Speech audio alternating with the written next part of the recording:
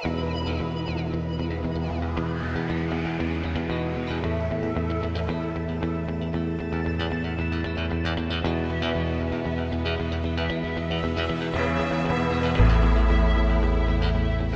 Gibbs and her family were at Far Rockaway Beach yesterday. She was about to release the remains of her sister Tamika into the ocean when she noticed something horribly wrong. I opened the box.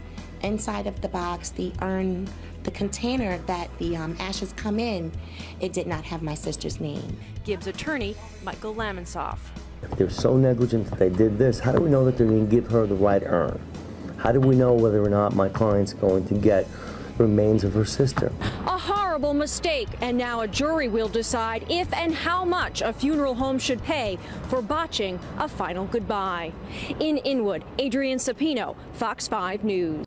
His lawyers say Fernando Bermudez was falsely accused of murder after a fight outside a Manhattan nightclub. He was convicted, though, sent to prison, exonerated, then released after nearly 20 years when a judge found misconduct in his case. This wrongful conviction was predicated upon perjury, was predicated upon manipulation, was predicated upon coercion and deceit of the New York City District Attorney's Office and New York City Police Department. During those same 18 years, the New York County District Attorney's Office disregarded, ignored clear and convincing evidence of his innocence. What happened to me should not happen to anyone. With his wife and children looking on for support, Fernando Bermudez and his attorneys announced a federal civil lawsuit against the city to the tune of $30 million plus punitive damages.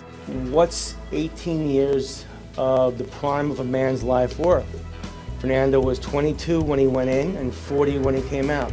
What's that worth? Can anybody put a number on that? A minister is mistakenly detained, and now months later he says members of the NYPD are harassing him with anonymous calls to 911. Those calls are sending emergency responders to an apartment where there is no emergency. And those constant visits by the police leave the minister's family feeling threatened. Tim Minton's live outside the 43rd Precinct Station House in Soundview right now with more for us. Tim?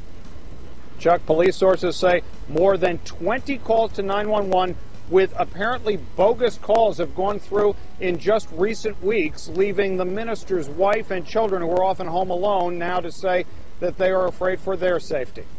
They're very nice people, and I don't see why the cops and the ambulance and the police department have to be knocking on the door all the time. And then they knock on my doors to see if I know where they are. Michael Lamonsoff is the Del Valle's attorney in a lawsuit over the wrongful detention. What would you think if you had police officers coming to your door, not 1, 2, or 3 times a day, but 10 times a day, with charges that are simply not true? What would you think? Well, you'd think that somebody's trying to send a message to you. And I believe somebody's trying to send a message to this reverend, and that message is don't testify. Story. She's outside Brookdale Hospital in Brooklyn. Jen?